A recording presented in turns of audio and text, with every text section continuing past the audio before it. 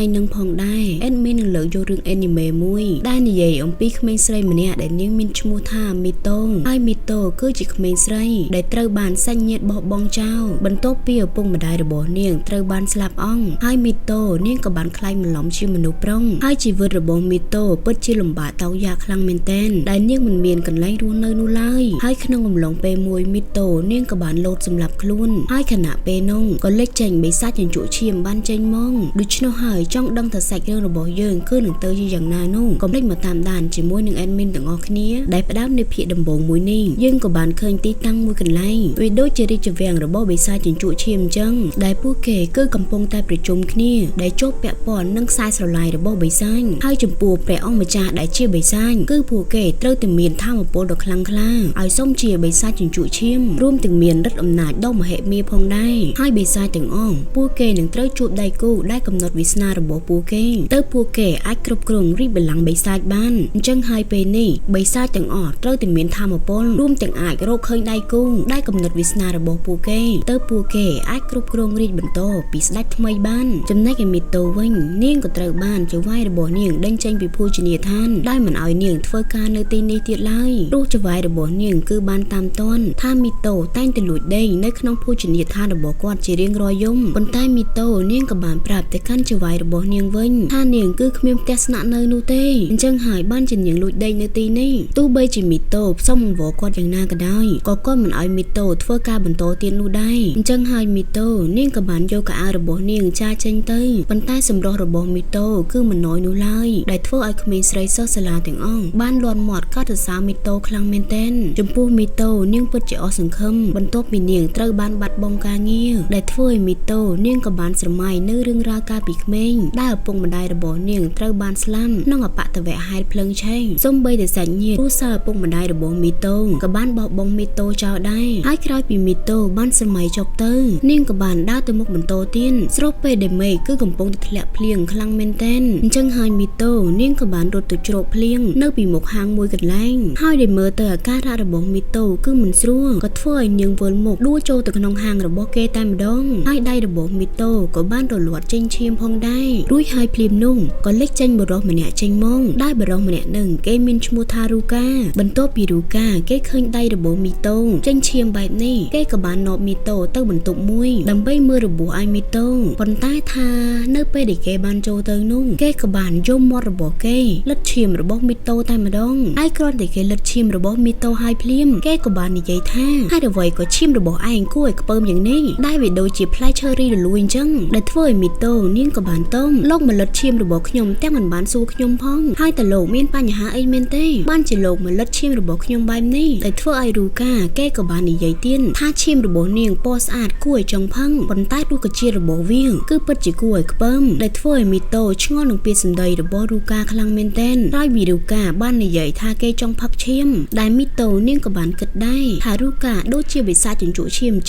ចឹងហើយរូកាគេក៏បានដេញឲ្យមីតូចាចេញពីទីនេះហើយក្រោយពីមីតូចាចេញទៅបានកូនចៅរបស់មីតូក៏បាននិយាយថារយៈពេល10ឆ្នាំមកហើយដែលលោកមិនដែលផឹកឈាមរបស់មនុស្សហើយកូម៉ូរីគេក៏បានសួរបន្តទៅកាន់រូកាថាឈាមរបស់មីតូឆ្ងាញ់ដែរទេប៉ុន្តែរូកាគេបានបដិសេធថាឈាមរបស់ក្មេងប្រុសម្នាក់នឹងពិតជាគួរឲ្យខ្ពើមខ្លាំងមែនទែនហើយគ្រាន់តែកូម៉ូរីគេលើដូច្នោះហើយគេក៏បាននិយាយថាការដែលឈាមក្មេងប្រុសម្នាក់នឹងមានរុក្ខជាតិគួរឲ្យខ្ពើមនោះគឺរិសាតែគេគឺមិនទទួលបានក្តីស្រឡាញ់ពីនរណាម្នាក់នោះឡើយហើយប្រសិនបើចង់ឲ្យរុក្ខជាតិឈាមរបស់គេកាន់តែឆ្ងាញ់ទៀតនោះត្រូវឲ្យក្មេងប្រុសម្នាក់នឹងទទួលបានក្តីស្រឡាញ់អញ្ចឹងហើយកូម៉ូរីគេក៏បានឲ្យរូកាសាកចិញ្ចឹមក្មេងប្រុសម្នាក់នឹងទៅដើម្បីទុកបឺតជញ្ជក់ឈាមរបស់គេហើយវារយៈពេល10ឆ្នាំទៅហើយដែលរូកាគេមិនធ្លាប់បានចិញ្ចឹមនរណាម្នាក់ដើម្បីទុកបឺតជញ្ជក់ឈាមនោះទេហើយភ្លាមនោះកូម៉ូរីគេក៏បានសួរទៅកាន់រូកាថាលោកនៅតែចង់បឺតជញ្ជក់ឈាមរបស់នាងទៀតមែនទេ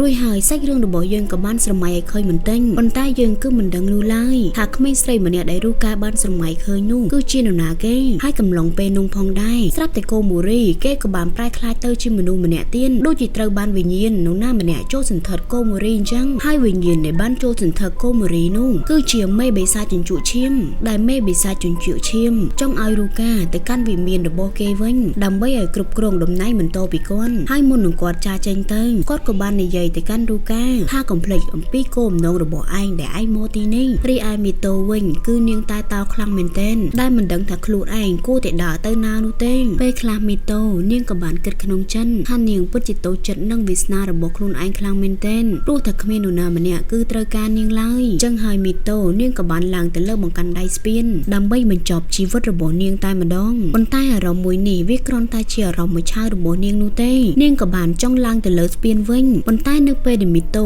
នាងរៀបឡើងទៅលើស្ពានជើងរបស់នាងក៏បានរអិលធ្វើឲ្យនាងធ្លាក់ចុះតែម្ដងប៉ុន្តែស្រាប់តែពេលនោះរូកាដែលជាបិសាចក៏បានចេញមកជួយនាងដែលធ្វើឲ្យមីតូនាងពិតជាភ្ញាក់ផ្អើលខ្លាំងមែនទែនហើយអារម្មណ៍របស់នាងពេលនោះក៏រំភើបដែរប៉ុន្តែរូកាគ្រាន់តែគេជួយមីតូរួញគេក៏បានខំបឺតជញ្ជក់ឈាមរបស់មីតូតែម្ដងទោះបីជាឈាមរបស់មីតូមិនឆ្ងាញ់ក៏ដោយក៏គេនៅតែខំបឺតឈាមរបស់មីតូដែរមីតូវិញទោះដឹងថារូកាគឺជាបិសាចជញ្ជក់ឈាមក៏មើលទៅមីតូគឺមិនបានខ្លាចរូកាដែរដែលធ្វើឲ្យរូកាគេក៏បាននិយាយថាប្រសិនបើគ្មាននរណាម្នាក់ត្រូវការឯងនោះទេយើងនឹងធ្វើឲ្យឯងខ្លាចទៅជាបិសាចយ៉ាងណាក៏មានយើងម្នាក់ដែលត្រូវការឯងនោះដែរហើយបន្ទាប់ពីមីតូនាងលើរួញនាងក៏បានសន្លប់បាត់ទៅដែលធ្វើឲ្យរូកាគេក៏បានយកមីតូមកកាន់ផ្ទះរបស់គេហើយមីតូនាងក៏បានយកព្រមរស់នៅជាមួយនឹងរូកាទោះបីជានាងត្រូវរូកាបឺតជញ្ជក់ឈាមក៏ដោយហើយរូកាគេនឹងធ្វើឲ្យមីតូទទួលបានក្តីស្រឡាញ់ពីគេដើម្បីធ្វើឲ្យឈាមរបស់មីតូមានរុក្ខជាតិល្អឡើងវិញ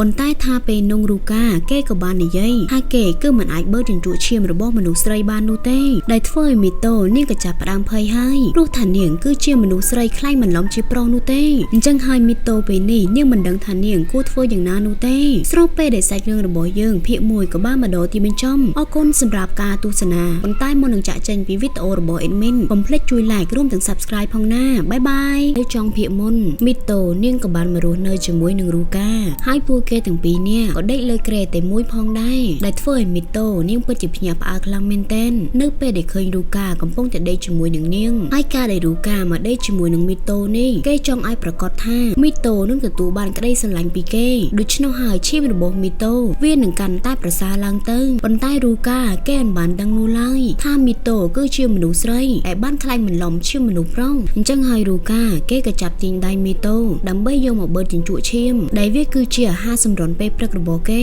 ហើយក្រោយពីរូកាបានបឺតជញ្ជក់ឈាមមីតូរួញគេក៏បានលុបស្នាមធ្មេញរបស់គេនៅលើករបស់មីតូប៉ុន្តែឈាមរបស់មីតូគឺនៅធ្វើឲ្យគេចង់ក្អួតដដែលនឹងចំណែកឯកូម៉ូរីគេក៏បានហៅមកកាន់ទីនេះដើម្បីយកសម្លៀកពាក់មកឲ្យមីតូដោយសារតែថ្ងៃនេះមីតូគេនឹងត្រូវចូលរៀននៅសាលាជាមួយនឹងរូកាហើយសាលាមួយនឹងគឺជាសាលាសម្រាប់តែមនុស្សប្រុសនោះទេដែលវាគឺជាសាលារបស់មនុស្សមិនមែនជាសាលារបស់បិសាចជញ្ជក់ឈាមនោះឡើយអញ្ចឹងហើយមីតូរួមទាំងរូកាពួកគេទាំងពីរនាក់ក៏បានធ្វើដំណើរមកកាន់សាលារៀនហើយមីតូនាងក៏ត្រូវណែនាំឈ្មោះរបស់នាងទៅកាន់សិស្សដទៃទៀតដែលនៅក្នុងថ្នាក់មួយនេះប៉ុន្តែនៅពេលដែលនីតូនាងបានណែនាំទៅគឺដូចជាមិនមាននរណាស្វាគមន៍នាងនោះឡើយប៉ុន្តែស្រាប់តែមួយសន្ទុះក្រោយមកពួកគេមួយថ្នាក់តែម្ដងបានស្វាគមន៍ទៅកាន់មីតូហើយពេលនោះប្រុសសក់លឿងគាត់ក៏បានមើលស្គាល់ថាមីតូគឺបាននៅក្នុងហាងជាមួយនឹងរូកាកាលពីម្សិលមិញអញ្ចឹងហើយគេក៏បាននិយាយថាប្រហែលជាមីតូជាបរិសុទ្ធដែលពេញនិយមហើយមើលទៅដូច្នោះហើយគេក៏ចង់ឲ្យមីតូណែនាំស្រីស្អាតដទៃទៀតដែលមីតូបានស្គាល់យកមកឲ្យគេ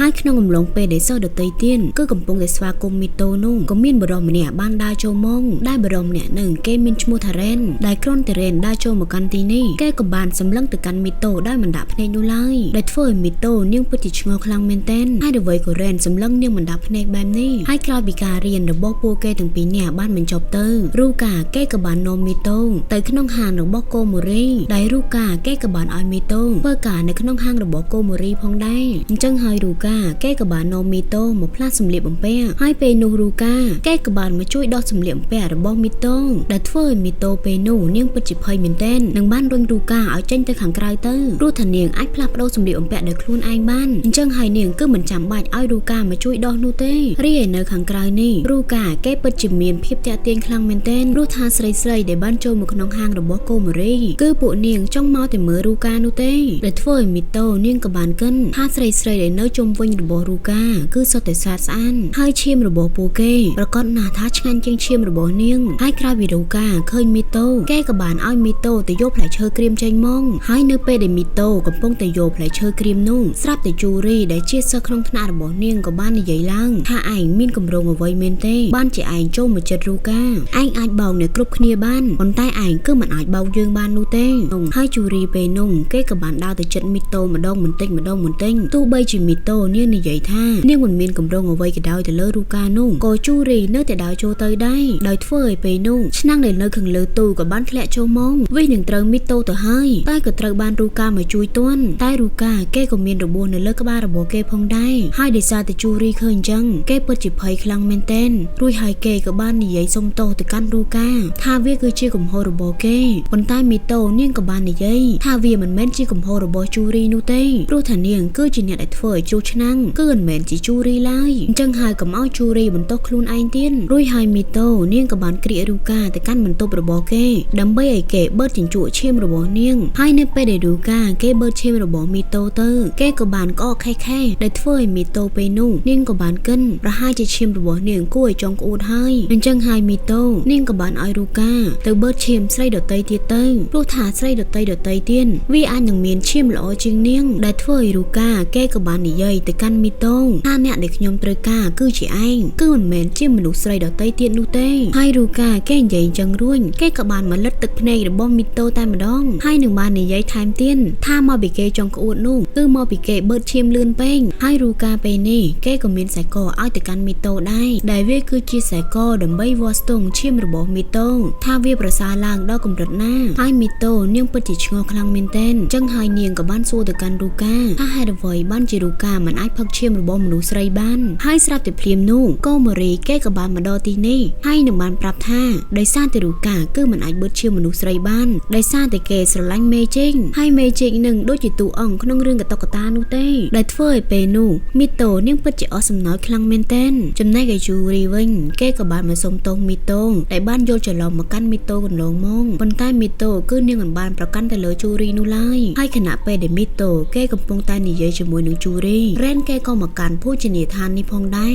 ហើយពេលនោះជូរីគេក៏បានប្រាប់ទៅកាន់មីតូថាកុំឲ្យមីតូពាក់ព័ន្ធជាមួយនឹងរ៉ែនអីព្រោះថារ៉ែនគឺជាក្មេងតែងតែមានបញ្ហាអញ្ចឹងហើយជូរីក៏បានឲ្យមីតូនៅឲ្យឆ្ងាយពីរ៉ែនកាន់តែល្អហើយនៅពេលដែលមីតូនាងបានចាកចេញមកវិញនាងក៏បានជួបប្រទះជាមួយនឹងរ៉ែនហើយរ៉ែនក៏បាននិយាយទៅកាន់មីតូថាខ្ញុំឮថាឯងគឺកំពុងតែរស់នៅជាមួយនឹងរូកាមែនទេហើយរ៉ែនគេក៏បាននាំមីតូទៅនិយាយគ្នាបន្តិចហើយនឹងបាននិយាយទៅកាន់មីតូថាឯងមិនដឹងទេមែនទេថារូកាគេគឺជាបិសាចចំណែកឯមីតូនាងក៏បានគិតនៅក្នុងចិនថាហេតុអ្វីបានជារឿងទាំងអស់នេះរ៉ែនបានដឹងអញ្ចឹងហើយភ្លាមនោះរូកាគេក៏បានមកដល់ទីនេះហើយនឹងបាននិយាយទៅកាន់រ៉ែនថាតើឯងចង់បានអ្វីអំពីមិត្តរួមបន្ទប់របស់យើងមែនទេហើយយើងបានដឹងដែរថាឯងគឺមិនដែលចូលចិត្តយើងនោះទេតែប្រសិនបើឯងចង់មានរឿងនិយាយនោះឯងអាចនិយាយនៅពីមុខយើងបានតែរ៉ែនគេមិនចង់និយាយជាមួយនឹងរូកានោះទេគេក៏បានដើរចាចេញទៅតែមុននឹងរ៉ែនគេបានចាចេញទៅនោះគេក៏បាននិយាយទៅកាន់មីតូថាមនុស្សដែលយើងចង់និយាយជាមួយនោះគឺជាឯងគឺមិនមែនជារូកានោះទេ